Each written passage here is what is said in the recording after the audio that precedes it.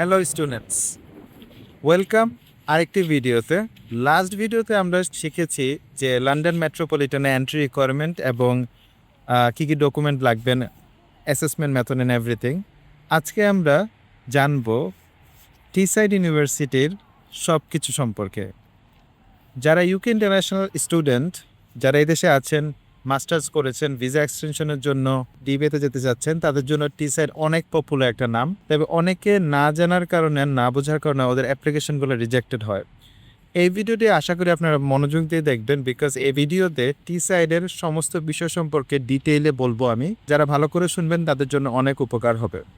শুরু করে দেই টিসাইড নিয়ে আলোচনা। আবার বলছি, ইউকে ইন্টারন্যাশনাল স্টুডেন্ট, আপনারা ভালো করে শুনবেন। টিসাইডের ক্যাম্পাস দুইটা, একটা হচ্ছে লন্ডনের স্টার্টফোর্ডে আর একটা হচ্ছে মিডলসবরো, যেটা ওদের মেইন ক্যাম্পাস। লন্ডন থেকে মিডলসবরো ক্যাম্পাসের দূরত্ব হচ্ছে 2.5 ঘন্টার দূরত্ব, যেটা হচ্ছে প্রায় 251 মাইলস। ট্রেনে যদি কেউ যান তাহলে 2.5 ঘন্টা লাগে। সো এদের ইনটেকগুলো ডিফারেন্ট। লন্ডন ক্যাম্পাসের জন্য 3টে ইনটেক, জানুয়ারি, মে এবং সেপ্টেম্বর। মিডলসবরো বা মেইন ক্যাম্পাসের জন্য ওদের ইনটেক একটা বেশি, সেটা হচ্ছে January, March, May and September. এখন আমরা জেনে নেই entry requirement in detail for Teesside University both campuses. Teesside ইউনিভার্সিটির সবচেয়ে বড় অ্যাডভান্টেজ হচ্ছে টিসাইড ইউনিভার্সিটিতে মাস্টার্স রিকোয়ারমেন্টে পাস বা মেরিট কিছুই লেখা নাই। মানে হচ্ছে যে আপনার মাস্টার্স কমপ্লিট থাকলেই হবে। আমরা ধরে নিলাম 51% থাকতে হবে মিনিমাম। দ্বিতীয়ত হচ্ছে টিসাইড ইউনিভার্সিটির ডক্টর ইন বিজনেস অ্যাডমিনিস্ট্রেশনে যদি আপনি অ্যাডমিশন নিতে চান, মানে ডিবিএতে অ্যাডমিশন নিতে চান, আপনাকে অবশ্যই 3 বছরের, মিনিমাম 3 বছরের ম্যানেজারিয়াল, আবার বলছি ম্যানেজারিয়াল এক্সপিরিয়েন্স থাকতে হবে। মানে অ্যাজ অ্যান অ্যাসিস্ট্যান্ট ম্যানেজার বা ম্যানেজার হিসেবে এক্সপিরিয়েন্স থাকতে হবে। এবং ওদের একটা প্রপোজাল আছে, রিসার্চ প্রপোজালের একটা স্যাম্পল টেমপ্লেট ওয়েবসাইটে পাবেন। ওই টেমপ্লেট অনুযায়ী ওদেরকে প্রপোজাল সাবমিট করতে হবে।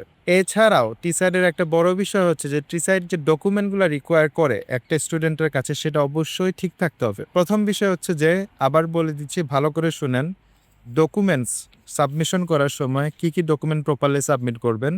ফার্স্ট হচ্ছে পাসপোর্ট, প্রপারলি স্ক্যান কপি থাকতে হবে। 2 নাম্বার হচ্ছে যে আপনার all documents, certificate and marksheet. 3 number হচ্ছে যে আপনার রেফারেন্স লেটার্স। আপনি যদি বাংলাদেশ থেকে আসেন বা যে কোনো দেশ থেকে আসেন, আপনার যে ওল্ড রেফারেন্স লেটার। ইউকের রেফারেন্স লেটার যদি ম্যানেজ করতে পারেন মাস্টার্সের, ভালো। না পারলে 2জন রেফারির ডিটেলস, মানে একাডেমিক রেফারির details, same as London math. Proposal 3 বছরের ম্যানেজারিয়াল এক্সপিরিয়েন্স। ম্যানেজারিয়াল এক্সপিরিয়েন্স একটা জিনিস মনে রাখবেন, আপনার এক্সপিরিয়েন্সে রেফারেন্স নাম্বার, ডেট, বডি, তারপর হচ্ছে যে ম্যানেজার বা আপনার এইচআরের নাম এবং সিল অবশ্যই থাকতে হবে, সিল থাকতে হবে।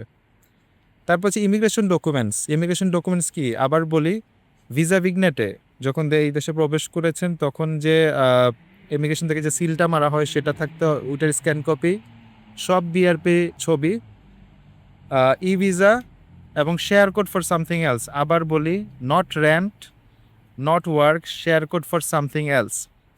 এবং CV, proper CV, UK CV, যেটা মান্থ এন্ড ইয়ার ফরম্যাটের সিভি।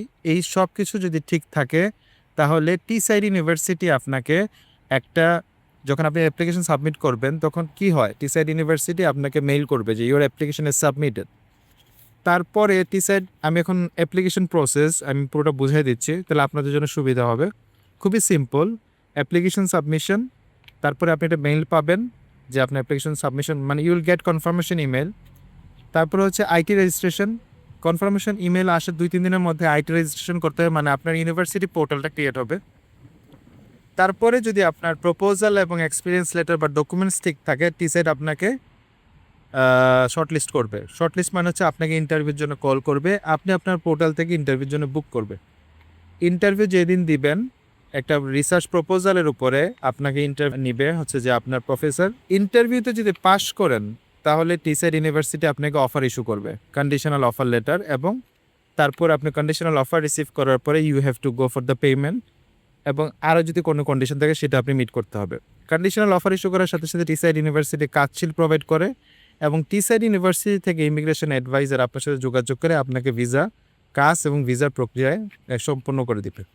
এখানে একটা বিষয় বলে দিই, টিসাইড ইউনিভার্সিটির টিউশন ফিটা হচ্ছে যে সেপ্টেম্বর ইনটেকে টিউশন ফি হচ্ছে যে £32,750 ফর 39 মান্থস কোর্স।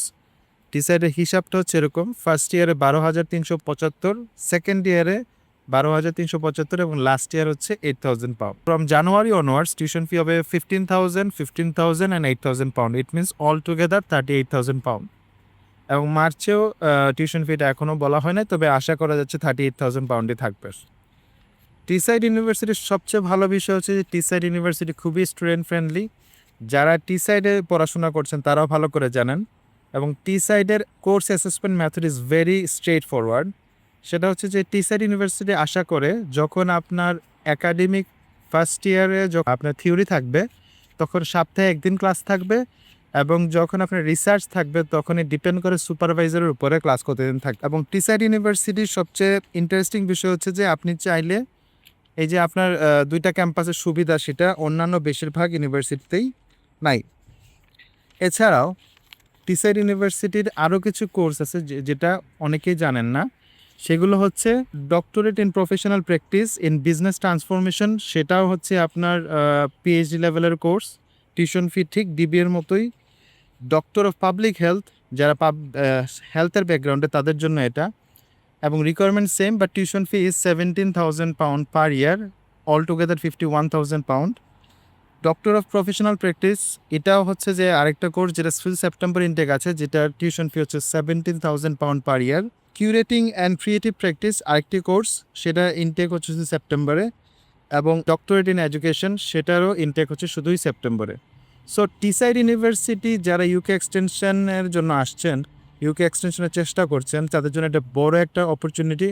আপনারা ভালো করে টিসাইডের জন্য প্রিপারেশন নেন। যদি আপনার প্রপোজাল এবং এক্সপিরিয়েন্স এবং এভরিথিং ইজ ঠিকঠাক থাকে, আপনি ইন্টারভিউ ভালো করেন, ডেফিনেটলি আপনি অ্যাডমিশন পাবেন।